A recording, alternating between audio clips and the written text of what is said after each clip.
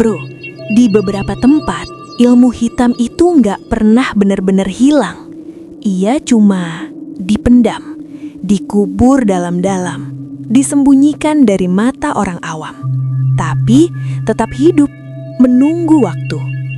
Orang-orang sering salah paham. Mereka kira ilmu hitam cuma soal santet, pelet, atau kiriman jarak jauh. Padahal yang paling berbahaya bukan yang dikirim, tapi yang dipelihara. Ilmu yang butuh tumbal, ilmu yang makan rasa takut, ilmu yang nempel di satu tempat dan gak mau pergi. Cerita ini datang dari sebuah desa kecil yang pernah dikenal sangat aman, tenang, religius. Sampai suatu hari, satu demi satu warga mulai berubah. Bukan kerasukan, bukan kesurupan massal, tapi dingin, tatapan kosong, emosi mati, dan setiap tengah malam tercium bau anyir bercampur kemenyan dari satu rumah tua di ujung kampung. Anehnya, setiap kali ada warga yang sakit aneh, selalu sembuh setelah berkunjung ke rumah itu. Dan sejak saat itu, jumlah kematian di desa tersebut mulai meningkat, tanpa sebab jelas, tanpa luka, tanpa suara. Sampai akhirnya para sesepuh desa sadar satu hal. Ilmu itu sudah terlalu kuat dan tidak cukup lagi untuk diusir. Ilmu hitam itu harus dimusnahkan.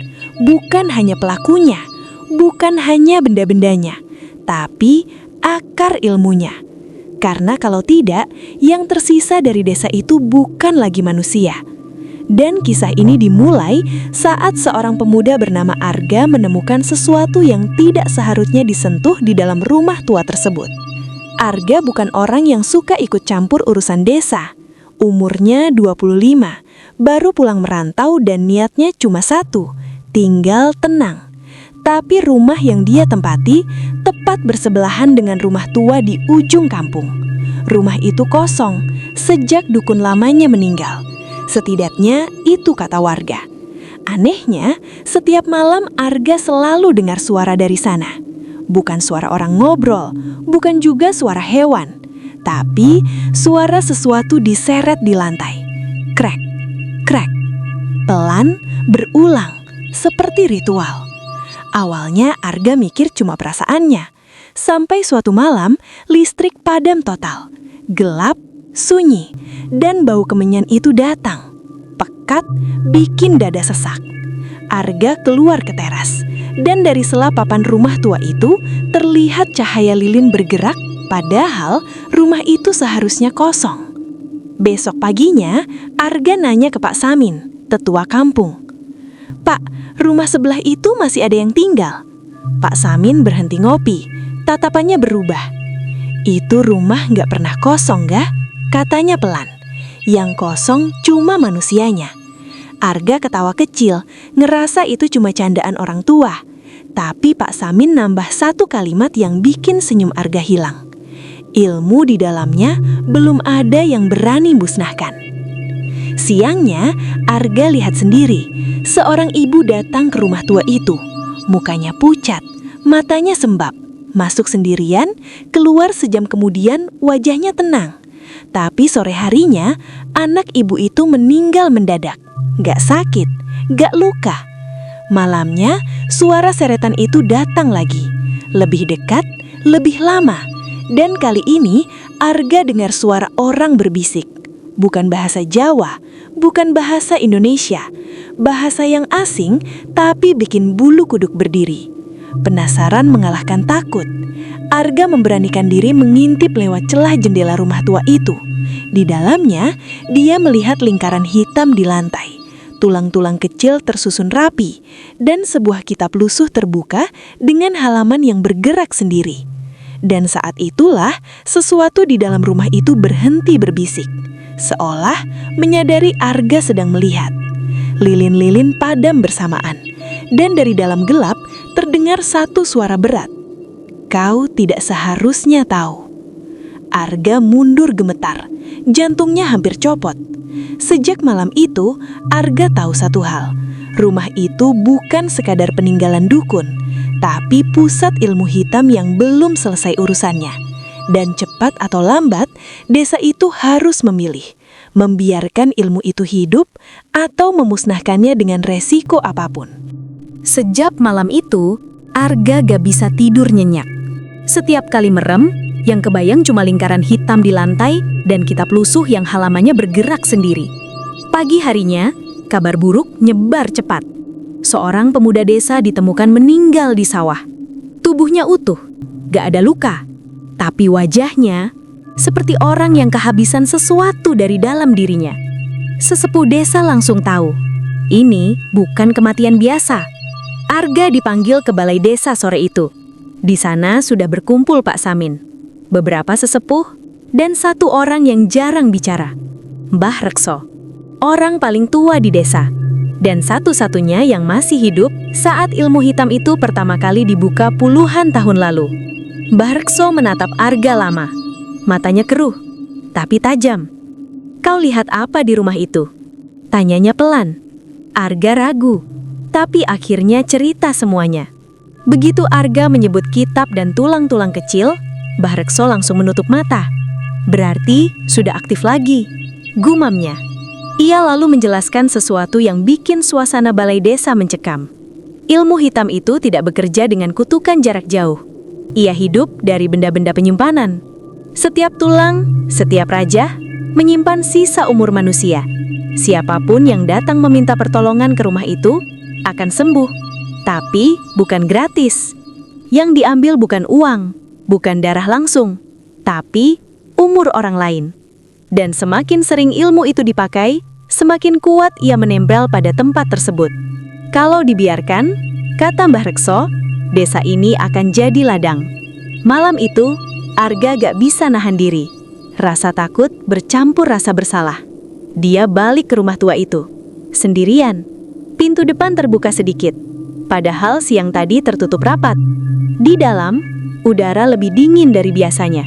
Lilin-lilin menyala sendiri. Kitab lusuh itu kini tertutup. Dan di atasnya, ada benda baru. Sebuah botol kecil berisi cairan hitam kental. Di dalamnya, ada sesuatu yang bergerak pelan. Saat Arga mendekat, kepalanya mendadak pusing hebat. Di telinganya, terdengar bisikan. Satu nyawa, satu harapan. Arga tersentak mundur. Dan saat itulah, dia sadar. Botol itu berisi sisa hidup manusia. Dan namanya terukir samar di kaca botol tersebut. Arga. Kakinya lemas. Dadanya sesak. Karena sekarang, dia tahu. Ilmu itu sudah memilih target berikutnya. Dan satu-satunya cara selamat adalah memusnahkan ilmu hitam itu sebelum fajar menyingsing. Arga keluar dari rumah tua itu dengan kaki gemetar. Subuh hampir tiba. Dan di kepalanya cuma ada satu pikiran. Kalau ilmu itu gak dimusnahkan sekarang, yang mati berikutnya, dia sendiri. Pagi itu, Arga balik ke balai desa. Wajahnya pucat, matanya cekung.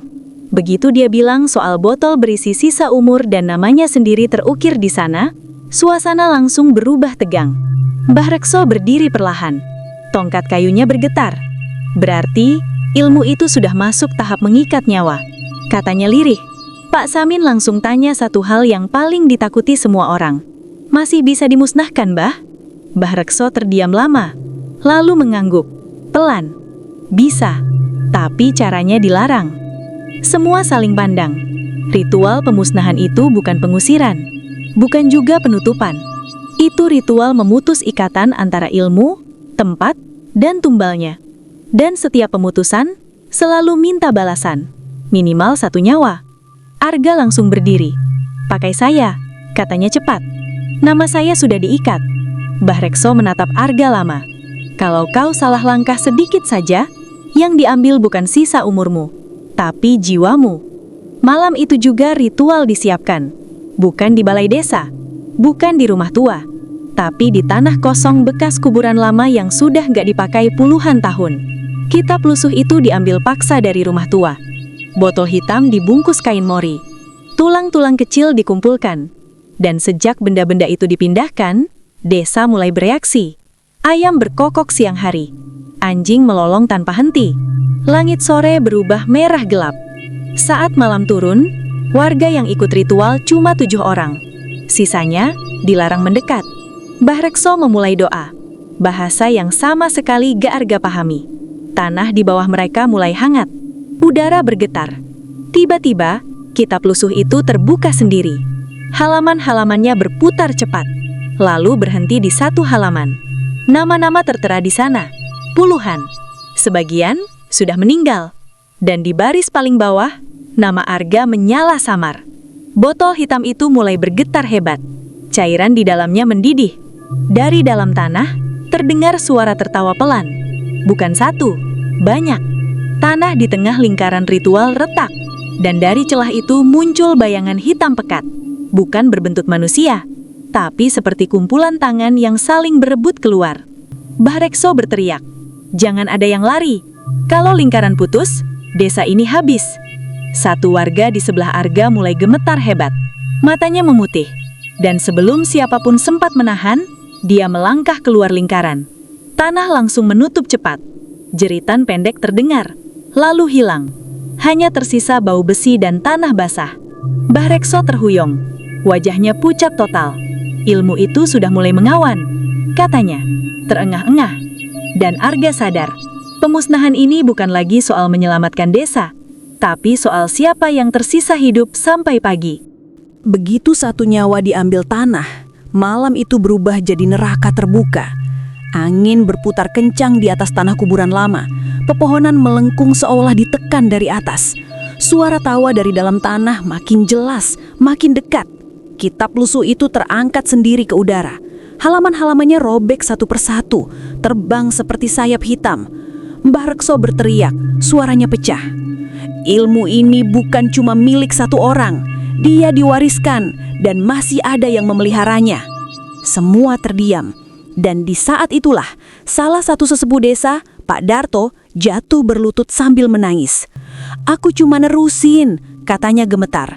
"Aku nggak mau desa ini hancur." Puluhan tahun lalu, Pak Darto adalah murid terakhir dukun lama itu. Ilmu hitam tersebut dipakai untuk menjaga desa, mengorbankan satu nyawa untuk keselamatan banyak orang. Masalahnya, ilmu itu tidak pernah puas. Bayangan hitam dari dalam tanah membentuk sosok besar. Bukan manusia, bukan jin utuh, tapi perwujudan ilmu itu sendiri. Suaranya menggema dari segala arah. Yang memanggil, yang memberi makan, akan ikut tinggal. Tanah di bawah Pak Darto mulai tenggelam. Dia menjerit, memohon ampun. Arga maju tanpa sadar. Tangannya gemetar, tapi matanya mantap. "Ambil aku," katanya, "tapi lepaskan desa ini." Mbah Rekso berteriak melarang, tapi sudah terlambat. Bayangan hitam itu berbalik ke Arga, dan untuk pertama kalinya, ia ragu. Karena ilmu hitam tidak bisa mengambil nyawa yang diserahkan tanpa rasa takut. Mbah Rekso memanfaatkan momen itu. Dengan sisa tenaga, dia menancapkan kitab lusuh ke tanah, lalu membaca doa pemutus dengan suara keras. Langit menyambar, tanah bergetar hebat. Bayangan itu menjerit panjang, bukan karena sakit, tapi karena ikatan terakhirnya diputus. Pak Darto ditarik masuk ke tanah, bukan sebagai tumbal, tapi sebagai penutup perjanjian lama. Tanah menutup, sunyi. Kitab itu hangus jadi abu. Botol hitam pecah sendiri. Cairan di dalamnya menguap seperti asap. Dan semua nama, termasuk nama Arga, menghilang. Pagi datang pelan. Desa itu masih berdiri, utuh, tapi tidak lagi sama. Kuburan lama ditutup permanen. Rumah tua di ujung kampung dibongkar. Tanahnya diratakan dan dijadikan musola kecil. Mbah Rekso meninggal seminggu kemudian. Tenang, tanpa sakit.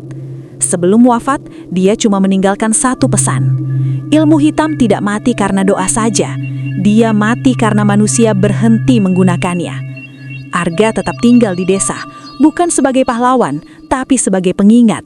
Kadang di malam tertentu, dia masih mimpi tentang tanah hitam dan bisikan pelan. Tapi sekarang dia tahu satu hal. Ilmu hitam tidak datang sendiri. Ia selalu diundang oleh rasa takut, keserakahan dan keputusasaan manusia.